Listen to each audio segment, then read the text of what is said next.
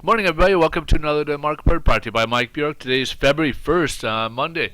Hope you guys had a nice weekend. We got a lot to go over today, so we're going to jump right into it. So we'll start off with the personal income for the month of December. As you can see, back in November, we had income went up 0.3%, which we all, of course, like seeing our money go up. Forecast for December was supposed to be similar in that range at 0.2%. And it had a slight increase to 0.3%. So same pace of 0.3% from November and December, which is good news for those obviously working, making money. Consumer spending, on the other hand, went the opposite direction. So we had a 0.5% in November because obviously we had holidays, Black Friday, and everything else. But when December came around, boom, the brakes came on, and basically nobody was spending anything, and basically were saving. So the savings went up. Not good for the economy, good for people to have a few bucks in their pockets. We also got core inflation today. This is the PCE, personal consumption expenditure, what the Fed looks at in terms for inflation. And back in November, we had a 0.1% increase, and the forecast is supposed to go up again, and it came in at nil.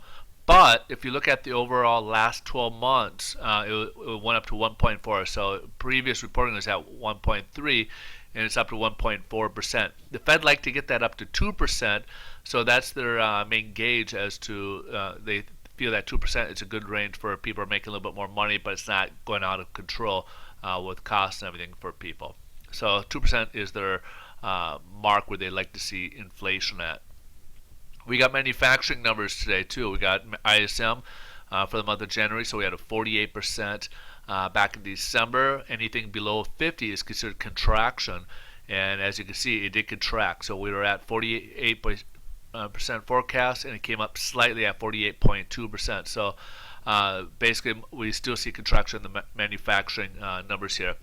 Market PMI, we had a 52.7, and it dipped slightly in the month of January compared to last reporting.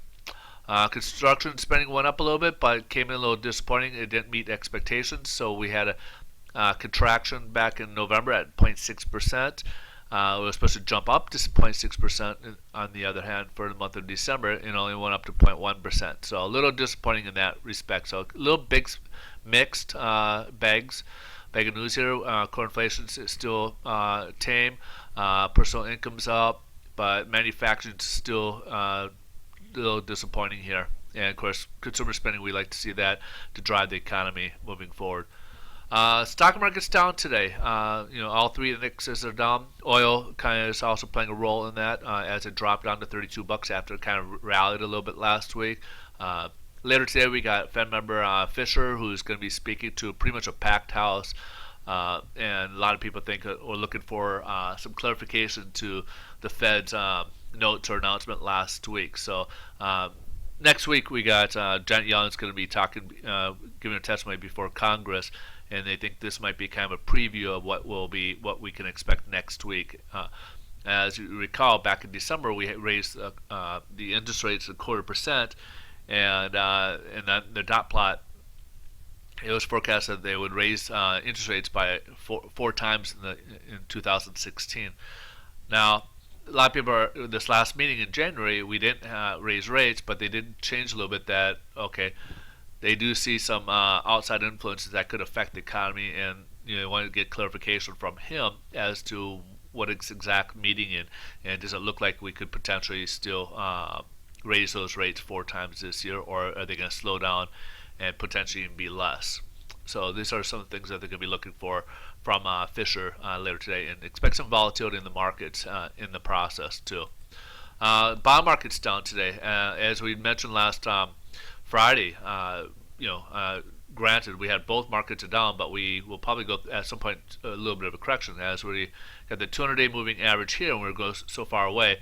At some point, it'll get dragged down here, down to the 200-point average to test that, and we could still potentially bounce up, stay above it, but when you get too far away, it's kind of like a gravitational correction mode. It kind of pulls itself down and correct itself. So I think that's what we're experiencing today. Pricing is a little worse today. We're down about 21 basis points so far from where we left off on Friday. So that translates to worse pricing today for interest rates.